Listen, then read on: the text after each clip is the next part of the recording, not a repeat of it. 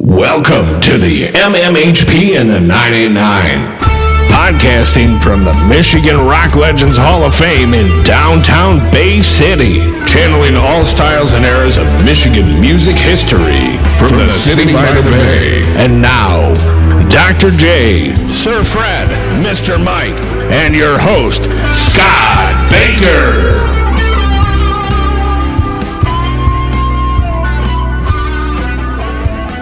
We're back here for part 2 with Mr. Andy Cohen and Andrew Rogers and the MMHP and the 989.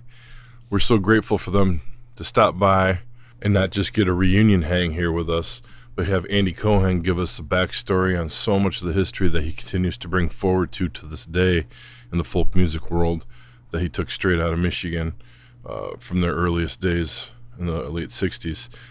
As they spoke earlier, they are recording a record that they haven't finished. They started years ago with Reed Recording here in town, and we are grateful to hear them just play, talk, and carry on conversation like normal friends around a campfire. It's been one heck of a great podcast for us, and if you recall, the very next day they played at the Dunlop Showroom, which is across the block here from the Michigan Rock Legends Hall of Fame, and it was a heck of a turnout on a wonderful evening. It was our first show, and as it came to be, it was quite the reunion just to witness it here in Bay City, Michigan. And without further ado, here comes some more songs, more backstory, and some Michigan folk history at its finest with Andy Cohen and Andrew Rogers, part 2 of 2. Well, you're still traveling pretty much all over, aren't you? All over, yeah. Traveling, teaching as fast as I can. Do you still live in Memphis? I still live in Memphis. Come visit me. Is it the same house that Lazy Lester and I came to that time? Yeah, you came down there one time. Yeah. When 'Cause we played you the and Beale Lester Street. visited, yeah. Yeah. The only thing missing is Larkin, Right. and I'm doing my best to carry on like she's still there, you know. And so far, so good. And like the man said that fell off the Empire State Building as he passed the 45th floor, so far, so good. Yeah, at that festival, that's where I got to meet Ike Turner. And he was shorter than I am, and I'm 5'5". Wow. I couldn't believe it when he came up, and I couldn't believe he was that small. Ike Turner? Ike Turner. Wow. So Tina Turner must have been pretty short. But she was shorter than him, I think. Well, he might have been taller when he was younger. That's true. So was I. Sometimes people get shorter because of a scoliosis or something, you know. I recall seeing Tina Turner, and I don't believe she was short, but that was 50 years ago. Yeah. Well, Andy, take us into some of your records, some of your recordings. Now, your name has come up numerous times amongst folkies on our podcast throughout this 2.5, almost 3 years we've been together doing this show. Then I was backtracking, and I don't remember who brought the first copy, but it was Detroit Folk Volume 1. Folk scene. Yeah. Oh, yeah. And remember we passed that around? Somebody found, Jordan at the kitchen made a digital copy for us, Right. and I was able to share it with everybody so we could hear this. And you were all over that record. Which one? Detroit Folk Scene Oh, the Volume 1. Detroit folk scene, yeah. And it's super collective. Oh my God! Yeah. That's a very collectible album. Yeah. I actually almost won one on eBay just recently. And I got really? a little No bit- kidding. And for years I had the tapes, the master tapes for that in my kidding. library, and I gave them to Cohen about 10 years ago. So they're out there. Okay. Oh, yeah. Okay. Well, I just was curious. What was your first recording? Was that one of was them? it. That was it. Okay. That was it. And Short and bread. Mm-hmm. yeah, Short and Bread and this silly love song that I'd written for somebody, and I think I played piano behind Mark Chover on Statesboro Blues or something. I played something on something. I played piano on it. Studio down in Monroe, Michigan. And yeah, Yeah, you took me. he there. worked at the nuke plant. Oh. That's what I remember about him. He worked at the nuke plant. I was always worried he was going to radiate on me. Who was the other guy that's on that a lot? There's a guy that's on there quite Well, a bit. Jim Perkins was he on there too? Not Jim Ted Perkins. Lucas. Ted Lucas. That's yes. Ted Lucas and your names are probably the biggest two. Well, there's also Names that Ron we've Colton. Oh yeah. And Charlie Bowles? Who was that guy? Charlie Great Bowles. big guy. Great big guy.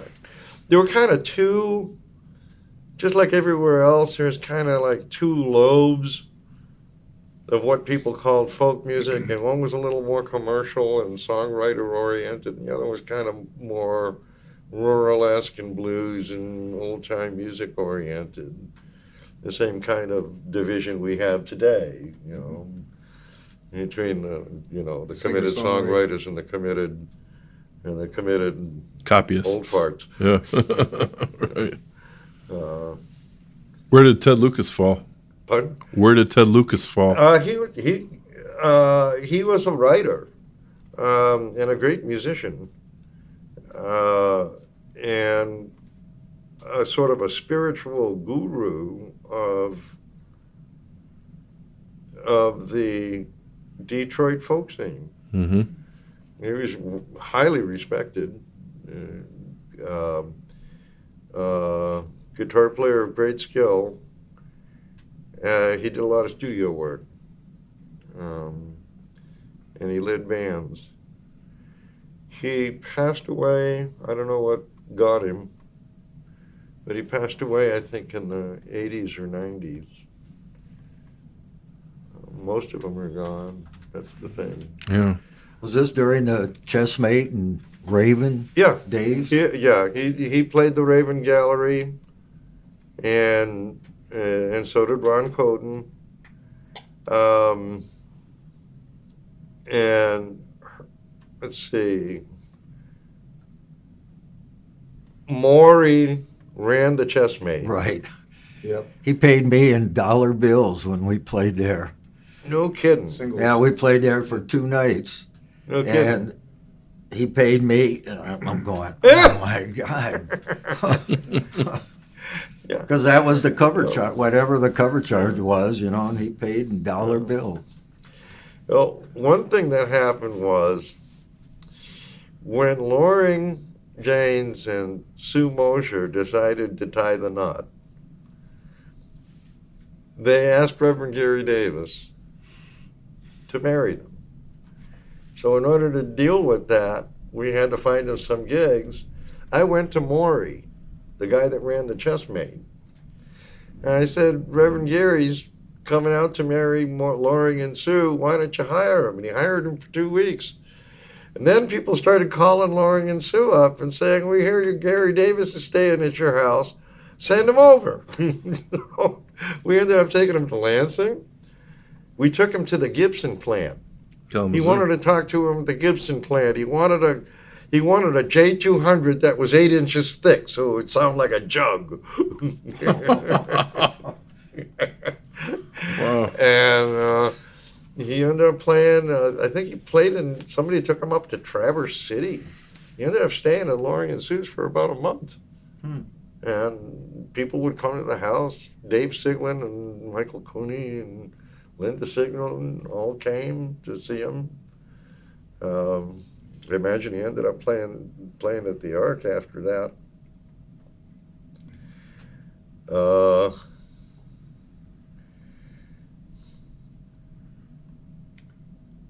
Those were the Detroit years. Hmm? Those were the Detroit years, right? 67, 68.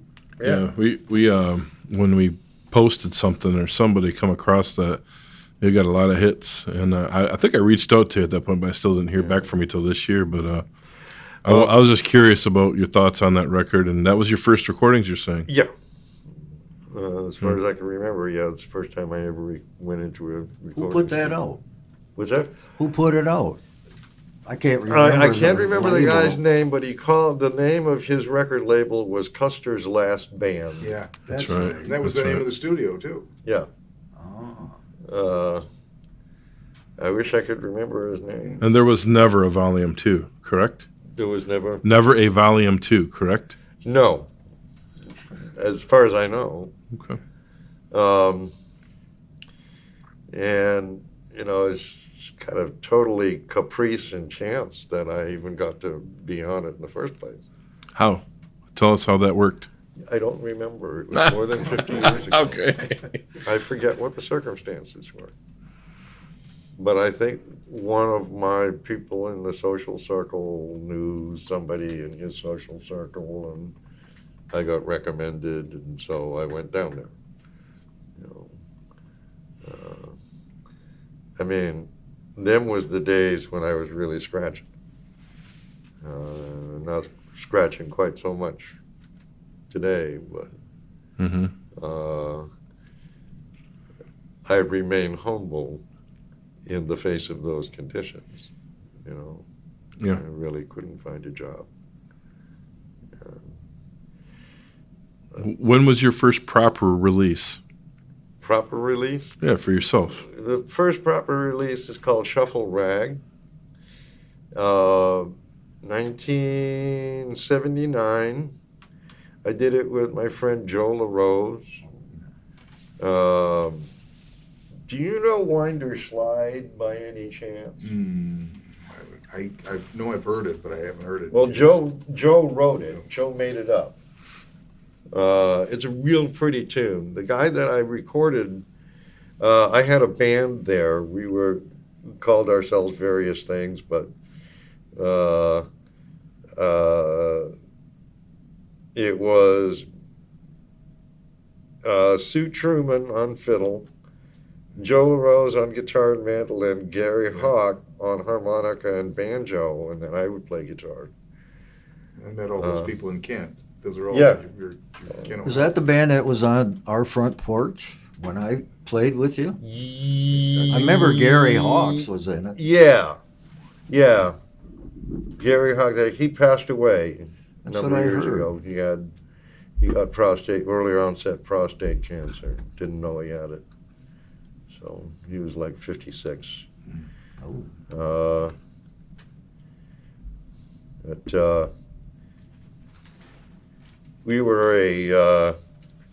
we played funky old 78s, you know. Mm-hmm.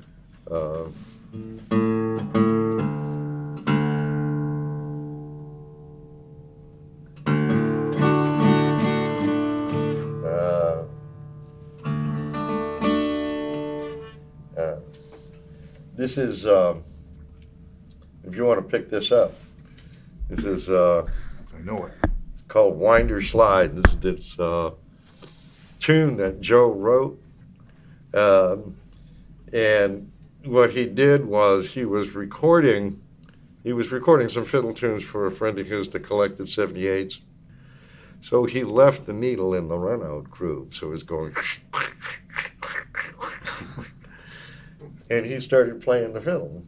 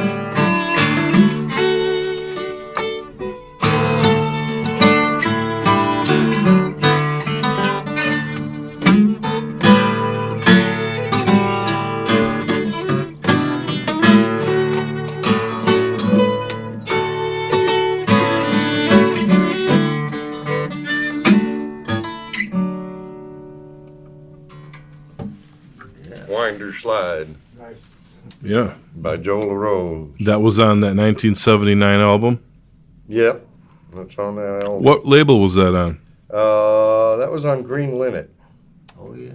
And I have copies of that now. I'll give you one. You know, Tuxedo I got them out in the Blues. car. Tuxedo Tu- Blues. Tuxedo Yeah, Blues that's was the a good one I one. have. Which too. one? Tuxedo Blues. Tuxedo Blues, yes. Some Another, with Joe LaRose. I made 3 records with Joe and those guys. We made Shuffle Rag, and then later we made Tuxedo Blues, and then Joe and I got a chance. We were playing over at Fredonia, New York, playing the coffee house there, the Unicorn, and some kid comes in and said, "You know, you guys are pretty good. I'm in the sound curriculum, and I need to do a project. You want to be my project?" And we said, "Sure," you know. So we, we made arrangements to come back. We come back for a week. We stayed with our friends in Fredonia, and recorded. The first thing that happened was that the guy who ran the program said, "Kid, I'm going to give you an A, but I'm going to record these guys." He took over. He took it over. Yeah, he says, "You got your A for finding them." So, and we did a little bit of experimentation. It was the first time we got to record in a studio where the engineer really knew what he was doing. He was the main teacher for the sound curriculum, and What school? SUNY Fredonia. Okay. And they had a grand piano there, so I got to play. I got to play on the grand piano, and we got to do overtracking and all kinds of stuff. So then 50 years later, I was able to bring it out. Wow. I sat with the pancake, 1/4 inch mixed Reel. down of a 10-inch reel. Yeah. For 50 years Oh. before I was able to bring it out. They had no way of releasing it, but they gave you the masters, Yeah, right? And they were just. And how did it? Sounds great. When you got done, you're like, I got "The that guy- one. I got that one out in the car too. He did a fantastic job, the teacher. Yeah, that's good. Yeah. That's cool. What a story.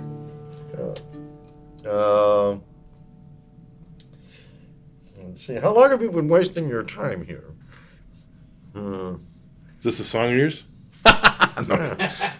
As long as you want to go. I wanted to touch upon your releases. Okay. I wanted to talk about what you've put out, and in the I've put out. obviously you've been through a few other. I have. I think I have 20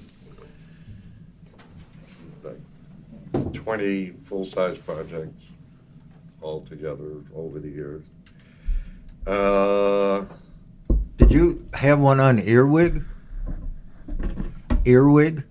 I got a bunch of them on Earwig. Oh yeah, that's what I thought. And I got a bunch of them on Riverlark, and I have one on Wee Peckett. I made a record with Ragtime Jack Radcliffe. We did some double piano things. And, Yep, got that. Let me see if I can name Hot them all. Dogs on Down. Yeah, Hot Dogs on Down. That's the one I was just talking about. Okay. With Larkin, I made one that covered Memphis area blues. It was called Mississippi Heavy Water Blues. And we dressed up like Memphis Minnie and Kansas Joe and had our picture took.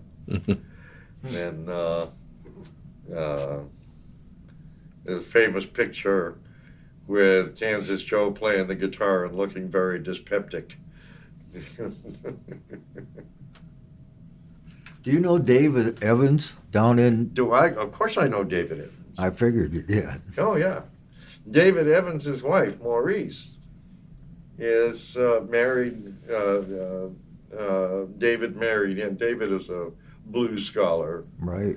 originally from Massachusetts, like me. Yeah, he's from I didn't know that. Falmouth or something. But he went to Harvard, where he majored in classics. And after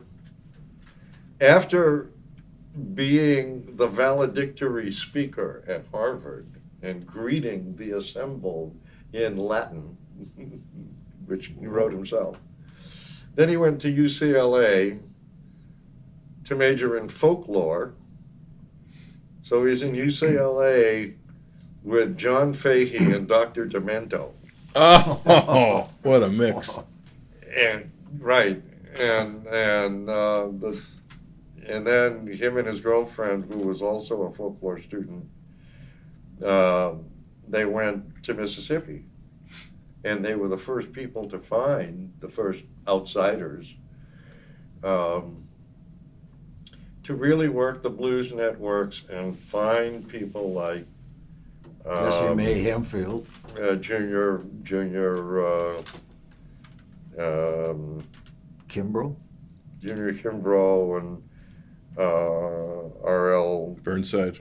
Yeah, Paul R.L. Warren Jones. Burnside. He worked a lot with people in Tate and Panola counties, Like which Fat are the Possum most Records isolated guys. counties. That's where the Hemphill people live. He put out some of the, really most African-sounding stuff On high water. out of I think Mississippi. Huh. And he So that was wrote- pre-Fat Possum. His doctoral dissertation was about a song called Big Road Blues, which is credited to Tommy Johnson. David tracked down, sort of OCD, he tracked down 750 versions of Big Road Blues. Holy crap. 750 different versions, wrote them down from tapes. One of them was Jim Brewer's. Huh. Jim put his version on the Philo record. He used to talk about it. He had a way of getting the strings to slap. He said, go down the road with a flat tire. Like so.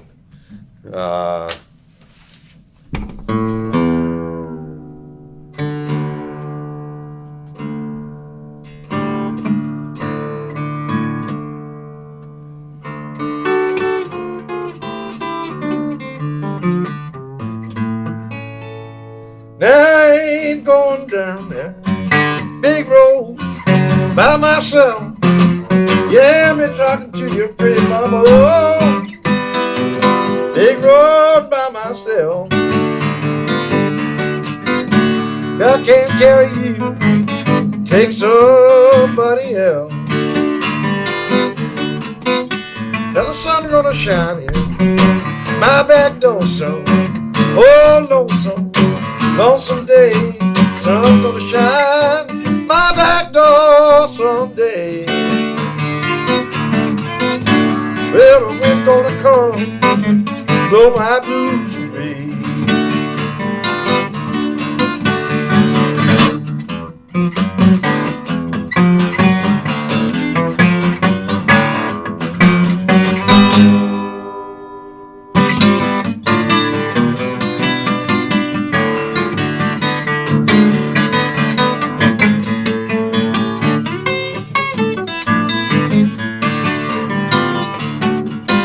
Now the smokestack lightning gonna ring like silver, gonna shine like gold.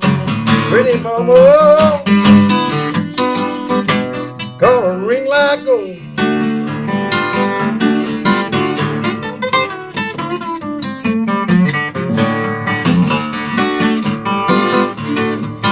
Going down the road now, got a flat tire.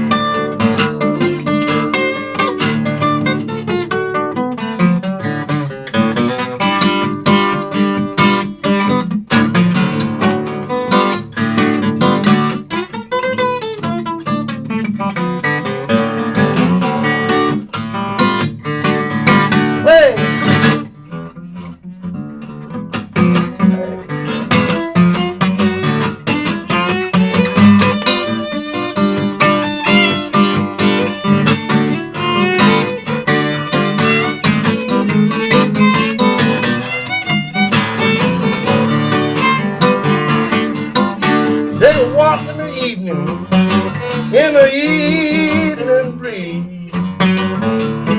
Come take a walk in the evening, in the evening breeze. See the moon shining through the leaves in the trees.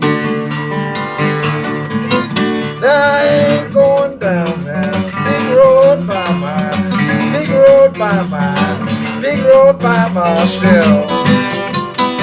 Big road by myself. If I can't carry you, take somebody else. Way.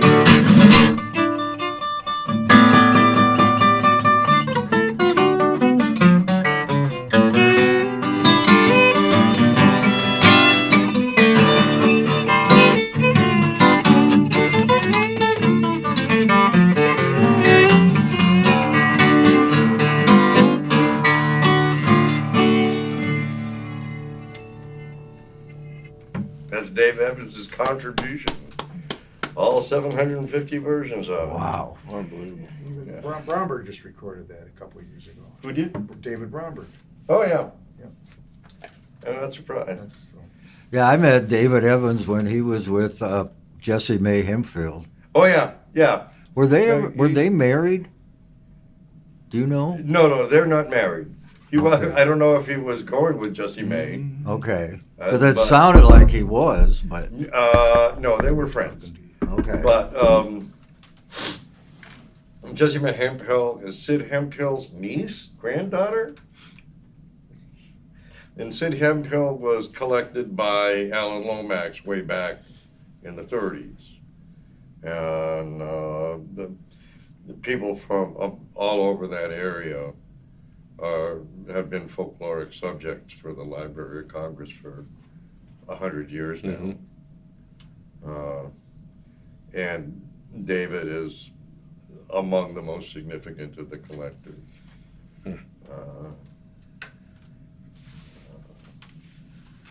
You're talking about your records, though, on our way to the subject. What was the first time the two of you recorded together, both Andys? Is there a bootleg of some sort that you've got, or is there something from back in the day, or what was the first recording you guys got together on? we did play at Custer's last band once. But I don't think anything ever came. We tried to make a recording, but then he didn't like it. So Oh, well, this was 2016. But later, Andy came to Bay City, and we checked out Tall Ships, and we went over to Andy Reid's studio, and That was my next yeah, part of so that. that was really because music of the Andes. Okay, that was the start of it then. Yeah. Okay, That but was you back guys have in known each other. 2016. Yeah, that was the start of it, but like the intro of it was me kvetching at him for 10 years, yeah. saying, when are you going to make a record? And I always told them that when we get enough material, written that would make it interesting for people to listen, and I would do it. We started doing a bunch of fiddle tunes, and I've got it all in the can. There were a number of fiddle tunes that I recorded with him backing me, and I told Andy, though, we've got to do some of your stuff that we used to play back in the 70s and try some of that.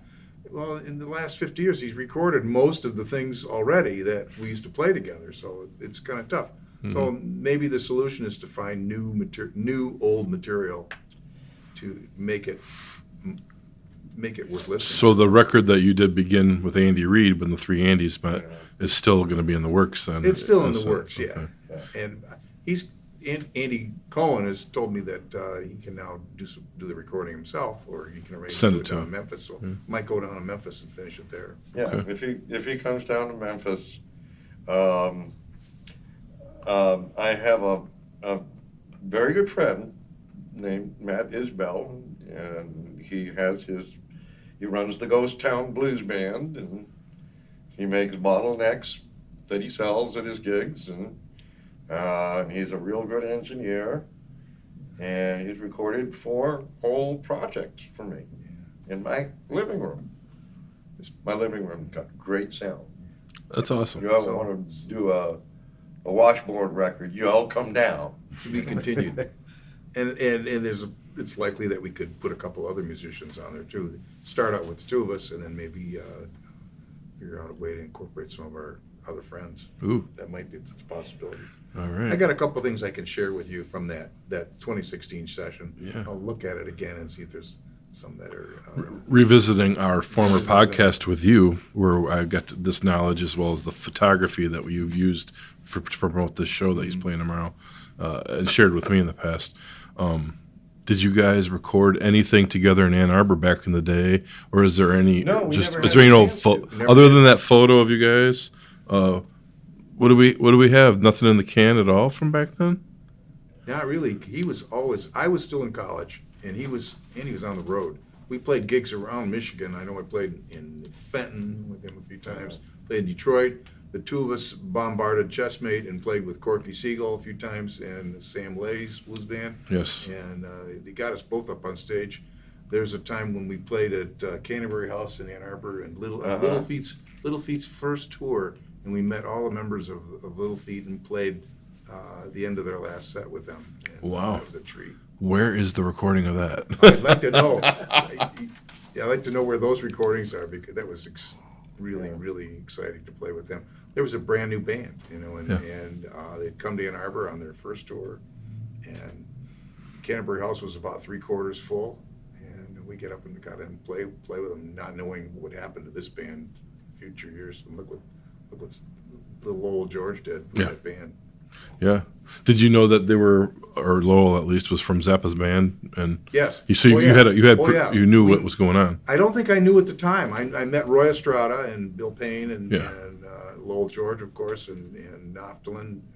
Is that his name?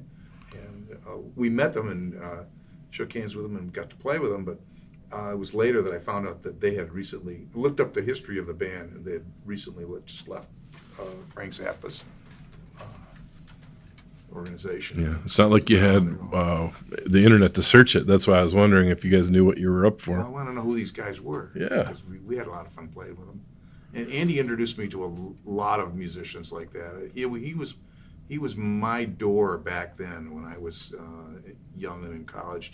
He introduced me to a lot of musicians in the Detroit area and the Ann Arbor area. And being connected with the Ark in Ann Arbor, both of us hanging out there, we got to sit in and play with so many great musicians that were coming through Ann Arbor and Detroit. Little Lost City Ramblers. Those were the days before the big stadiums and the big concert halls. There was a circuit of clubs, and that's where all these musicians played. And they knew where the gigs were, and so Ann Arbor was on the circuit. There was Chicago, Quiet Night. and the Mother Blues. Yep. And in New York, there was Saratoga Springs, Cafe Lena, of course, Cafe Boston, Club 47. Club 47, that later became Passim. Passim's, right, that's right. So that was the circuit, and Andy Cohen was on it, and I got very close, but ended up coming back to Bay City. What year was the separation from those 60s and 70s shows? What year did you guys finally we head continued your own playing way? off and on, but Andy was still on the road even throughout the 70s, and when he'd come through this area, he had connections in Mount Pleasant, so I'd catch up with him on our front porch. We played, and I'd catch up with him in Ohio, played with him in Kent, and played with him a few times in the 70s, but I was in business by then in Bay City. Okay. But we've managed to stay connected all these years. Yeah. With that. Excellent. So we get together whenever we can. When he was playing with the Gilmore Brothers, I used to come up periodically and play with them. Played with Pat and Sandy McGuinn quite a bit. Oh, yeah. There was a pretty healthy folk scene here in Bay City. Yeah, there was. George Harroder and Pat and Sandy. My wife ran a club across the street from the Federal Building, the old cellar, and that was on the circuit for a while. And we had Bob White come up, Andy Cohen came up, Debbie Friedman. Debbie Friedman, yeah. There was the Inside Out. The Inside Out, even before that. I don't think Andy came up to the Inside Out. I don't think I came up for the Inside. But the cellar was hot until Well, there's another story there of what happened at the cellar. Was there a club where the library is now? Seemed like every time I Yes. go by there, it Yes. seemed like I remember a club. Wasn't there Sneaky Pete's there? Sneaky Pete's bar was in there, but I Yeah. think they tried to put music in there. Tom Smith tried to put music in there for a while. I think John and I played there once. And of course, there was the Ginger Blue in Saginaw, and where all the folk musicians, Chuck and Joni Mitchell played there in the Ramblin' 65, 60, Jack. 67. We brought Ramblin' Jack up from Ann Arbor. He was living at the Ark for a few days, and he needed the money. He owed his ex-wife some money, so he got it. So Pat McGuinn lured him up to the Ginger Blue, and Day's notice or something. right in the middle of the week, and we quickly put out flyers and got Ramblin' Jack Elliott to play at the Ginger Blue on Hamilton Street. Just a little dog. We gave him the whole gate, which amounted to less than $300, and he took it gratefully because that's what That's what we had. What you that's got? what we had. That's all we Yeah. had. And Wow. put on a show. Those are some And- great and stories. that was the folk circuit, and Mr. Cohen here was an essential part of it when he was in Detroit, and always maintained his roots in Michigan because there were gigs here for him, and people remembered him. He could fill the Ark in Ann Arbor, and did several times. See, when I was young and I started rambling, I realized that one day I was going to be old and I would need a support network, and that a lot of pieces of that support network are going to drop out along the way. So I have very carefully maintained my contacts in like 17 or 18 different states over the course of years. Beautiful. And I will die somewhere out on the road. And they can take me and put me in my car and my guitars and just throw me over the cliff. And I'm gone. I once saw Andy's address book. He had it open. He has the most incredible address book. That's the days before computers. He had names and addresses for all these great musicians and venues, and it was just amazing to look at.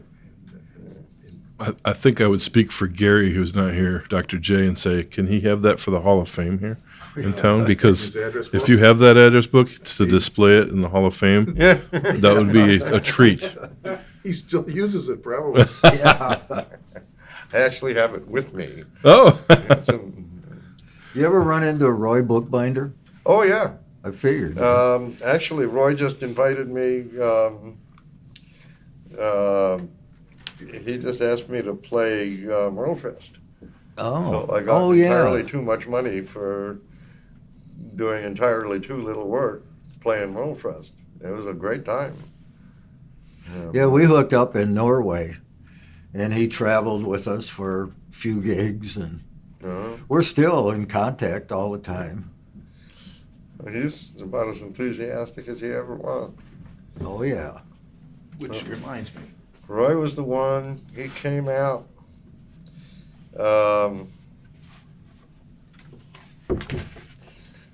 I think he delivered Reverend Davis to us. oh my goodness.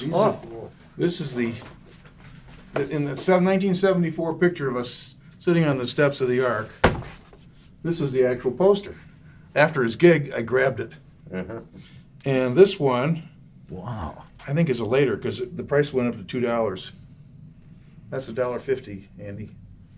I played. So for $2, you've known the Roy You can see both of bookbinder these a long guys, yeah. time. I know I played this gig with you. This was about the time that the New Lost City Ramblers were there.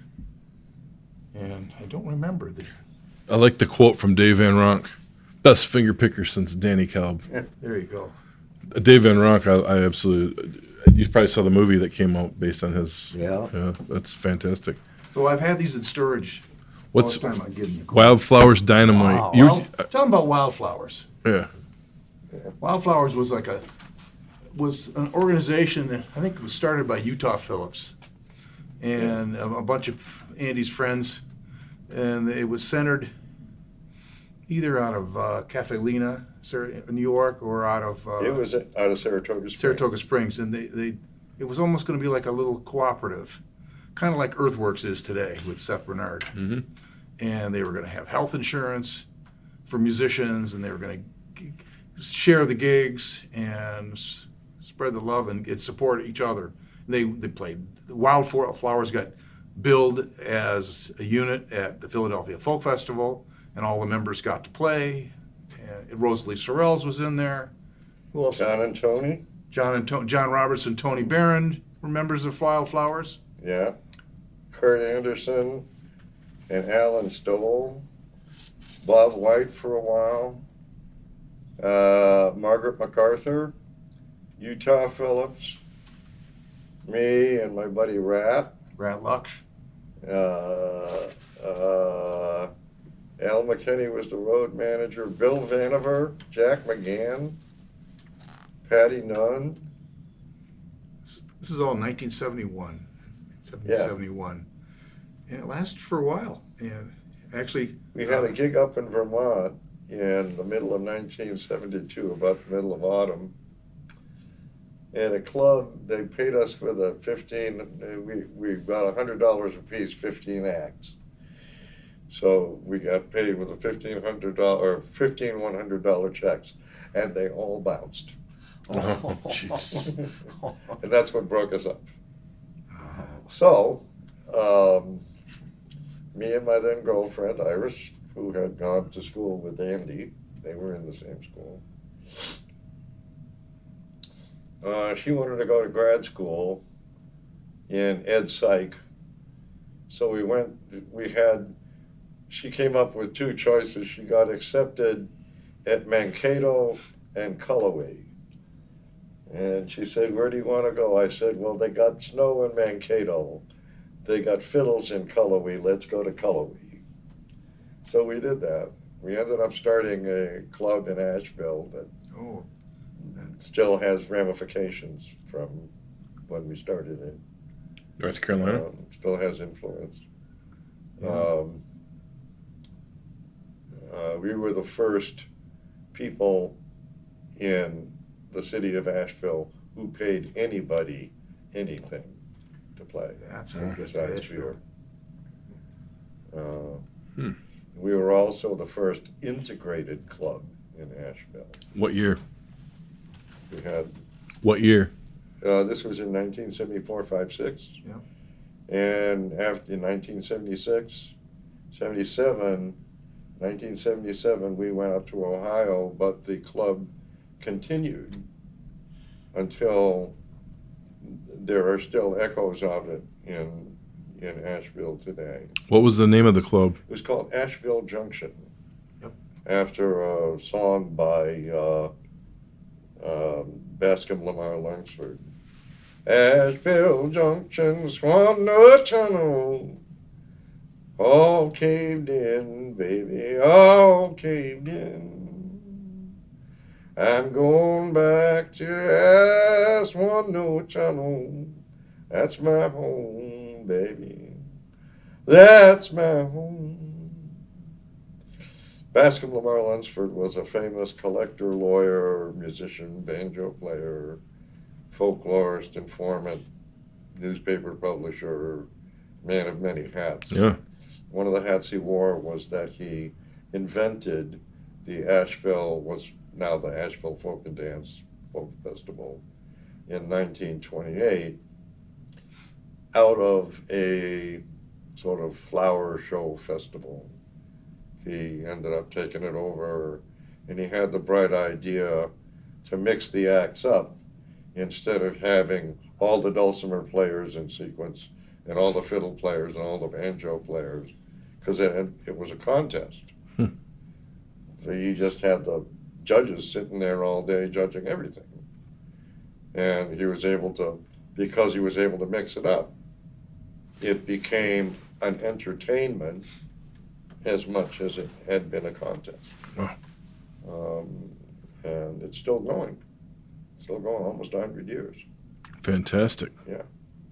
And 95 years now. Started in 1928. Asheville had a big Irish music scene too. Were you part of that too? Did you connect with some of those musicians as well?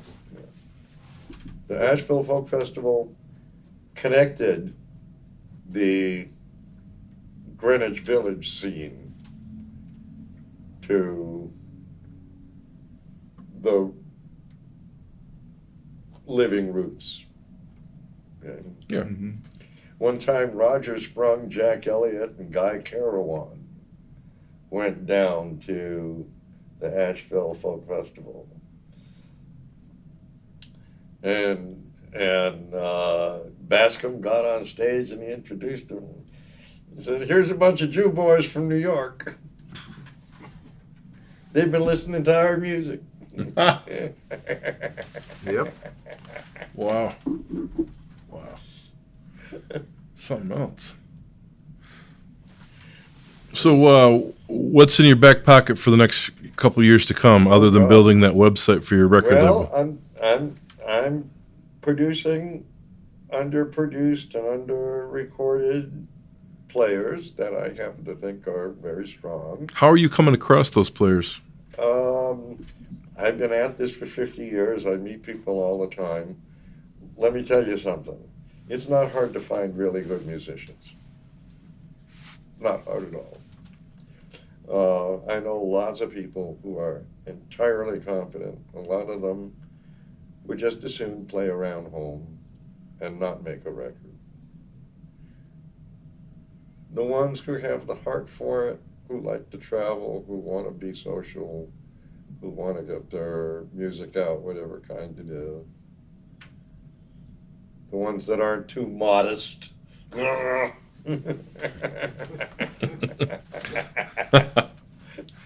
He's not the only one. Joe LaRose is like that too, and so is my friend Mark Allen back home in Memphis. It took me 5 years to get Mark Allen over to Matt Isbell's house. The conditions were,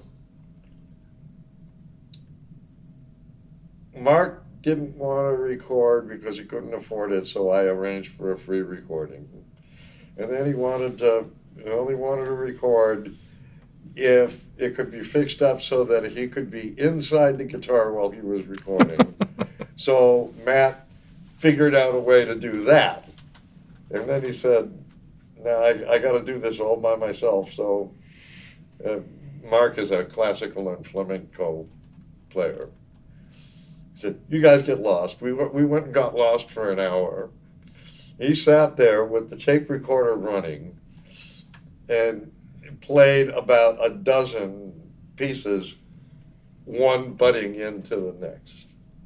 So Wow. they lost the tape for a while, but they finally found it, so I'm going to issue it. Wow. Yeah. Excellent. You know, Wow. I don't think you have to be a genius to deserve to make a record, but you always have to be real good every single time. You know?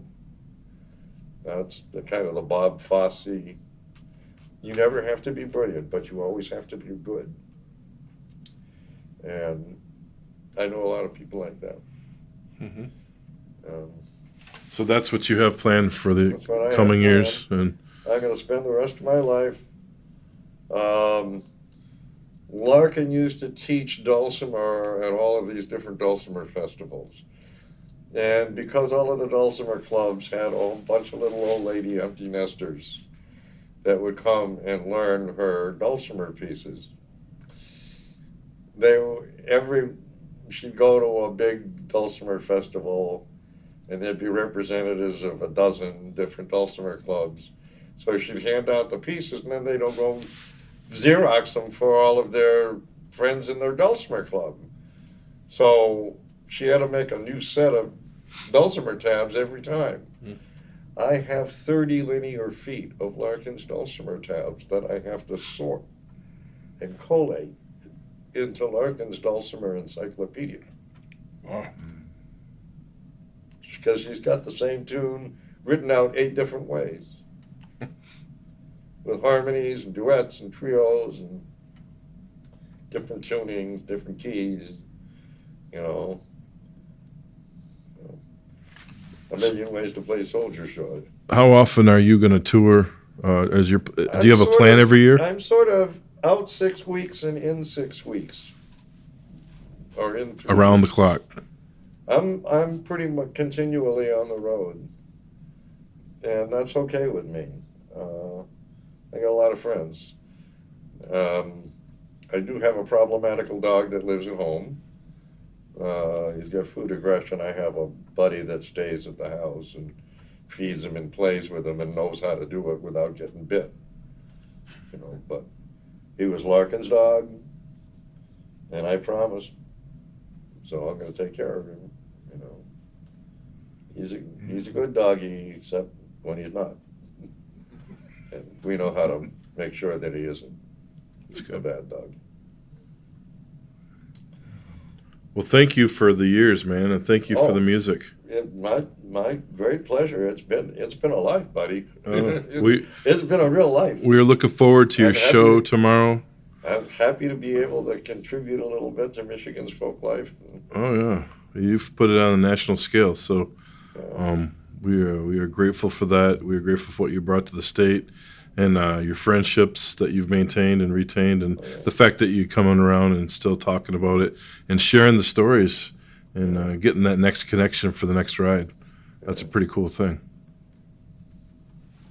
Well, thank you for having me in. I was really honored that you wanted me. Andy, thank you for coming too, man. Your backstory and the color is amazing on this. This is probably one of the most fantastic podcasts we've had, and thank you both. Yeah, thank you. The MMHP is hosted on Apple, Spotify, YouTube, and our own Libsyn podcast site. You can also search MMHP 989 on Facebook for up-to-the-minute information, as well as both Dr. J and Sir Fred's album picks of the week, posted every weekend. Don't forget to look for Mr. Mike's local music live series, posted frequently on MMHP's Facebook hub, as well as Scott's Mid-Mitten 15 from Harvest Canteen, featuring one-on-one interviews with Michigan music artists. You can connect with Scott on the web at scottbakermusic.com, Dr. J at michiganrockandrolllegends.com, Sir Fred at fredrife.com, Mr. Mike at YouTube at Mr. BT1.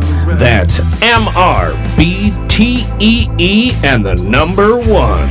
Brought to you by Michigan Rock and Roll Legends, located both inside the Bay County Historical Museum on Washington Avenue, as well as Scotty's Sandbar on Evergreen Drive at the Bay City Middle Grounds. On behalf of our hosts, Dr. J, Sir Fred, Mr. Mike, and myself, this podcast wouldn't have been here without the voice of the MMHP, Mr. Eddie Switek, the generosity of the Bay County Historical Museum, which hosts the Rock and Roll Legends Hall of Fame, as well as this podcast, Mr. Alan Garcia, all of our guests, and especially to the listeners, we want to thank you